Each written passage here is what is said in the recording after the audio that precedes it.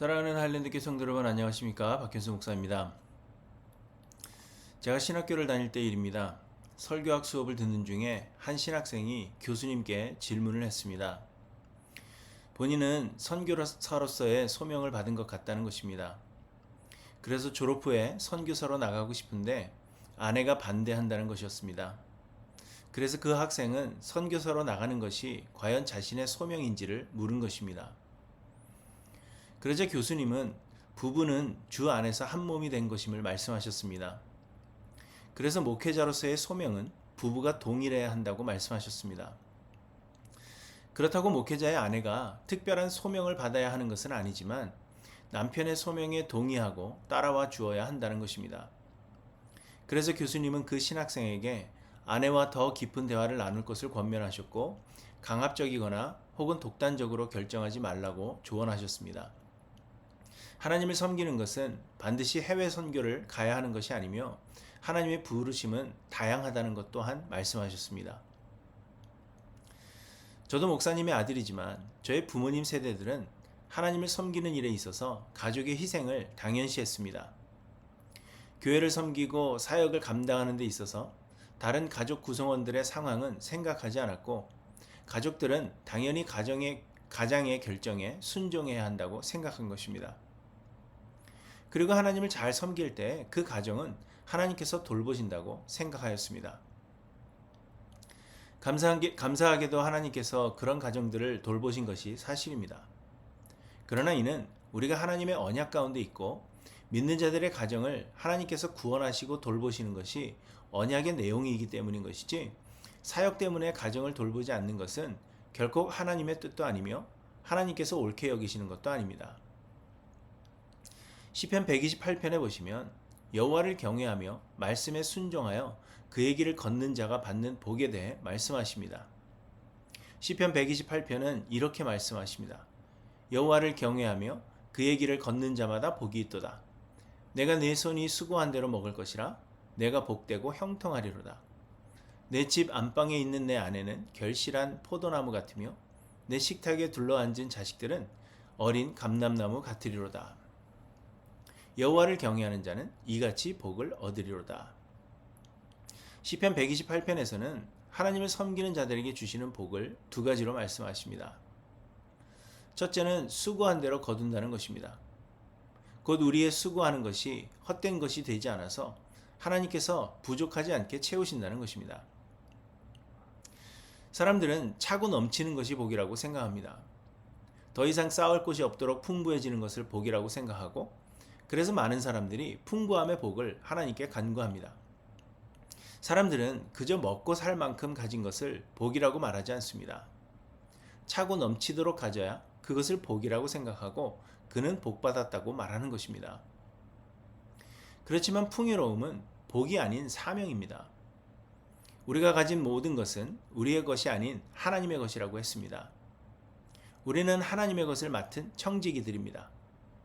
그래서 우리에게 필요한 것 이상으로 하나님께서 주신다면 그것은 우리를 위해 주시는 것이 아니라 주위에 필요한 사람들과 나누라고 주시는 사명이라는 것입니다. 언젠가 우리는 주인의 것을 잘 관리했는지 샘할 날이 온다는 것을 끊임없이 말씀하십니다.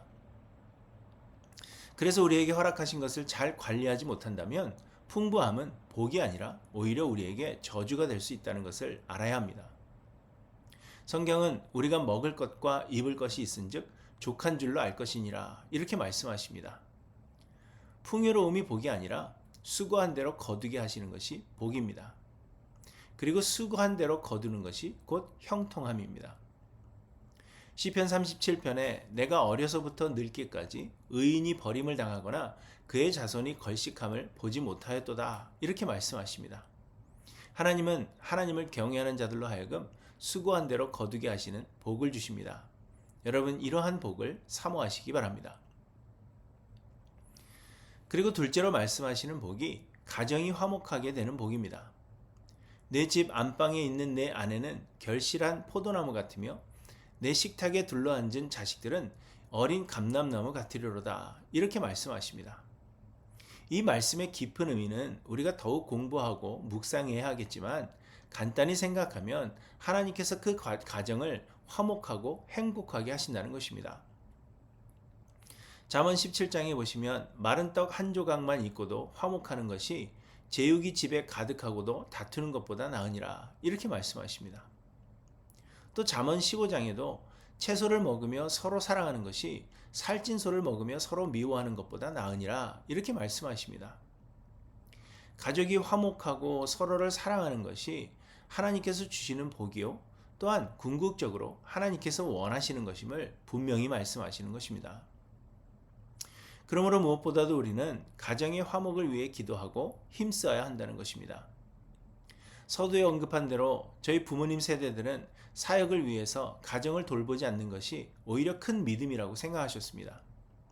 그래서 저와 비슷한 연배의 목사님 자녀들이 잘못된 길을 가거나 부모와 등지게 되는 경우가 많았습니다. 그런데 이는 결코 하나님이 기뻐하시는 일이 아니며 또한 사역의 성공에도 불구하고 결코 복이 아니라는 것입니다.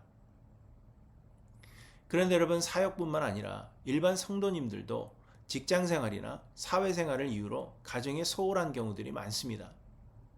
자녀들이 무슨 생각을 하는지, 무슨 고민을 하고 있는지, 아내의 마음이 어떤 것인지를 생각하지 않고 그저 인생의 성공과 많은 돈을 버는 일에 온 힘을 쏟는다는 것입니다. 그로 인하여 가정이 파괴되고 관계 회복에 어려움을 겪는 경우들이 많이 있습니다. 사랑하는 성도 여러분, 여러분은 어떠하신지 돌아보시기 바랍니다.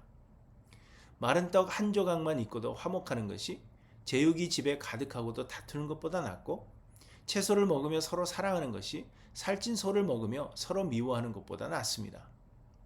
세상에서의 성공이나 열매는 우리의 노력의 결과가 아닌 하나님께서 주시는 선물이요 은혜입니다. 하나님은 하나님을 경외하는 자들로 결코 줄이게 하지 않으십니다. 그러므로 우리는 세상에서의 성공이나 어떤 열매를 얻기 위해 노력할 것이 아니라 제일 먼저 가정의 화목을 위해 힘써야 할 것입니다. 우리에게 필요한 모든 것들은 하나님께서 채우시는 것입니다. 그러므로 여러분, 우리의 가정은 어떠한지 돌아보시기 바랍니다. 지금 내 배우자는 무슨 생각을 하고 있는지, 나와의 결혼 생활에 만족하고 기뻐하고 있는지를 돌아보아야 합니다. 내 자녀들은 우리 가정의 한 사람이 된 것을 즐거워하고 있는지를 생각하고 또 무슨 고민을 하고 있는지 우리가 돌아보며 그것이 우리의 기도 제목이 되어야 할 것입니다.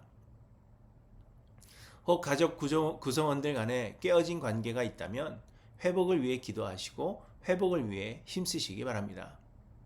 그것이 세상에서 성공을 거두고 많은 재물을 모으는 것보다 중요한 것이며 하나님이 주시는 복입니다. 세상을 사는 모든 사람들은 복 받기를 원합니다. 그런데 그동안 여러분은 어떤 복을 바라셨습니까? 하나님께 어떤 복을 바라며 기도해 오셨습니까? 여러분은 어떤 복을 바라며 신앙생활을 하셨습니까? 하나님께서 우리에게 주시는 복은 결과적으로 하나님이 주신 가정이 화목하고 행복한 것, 거기에서 시작하는 것입니다.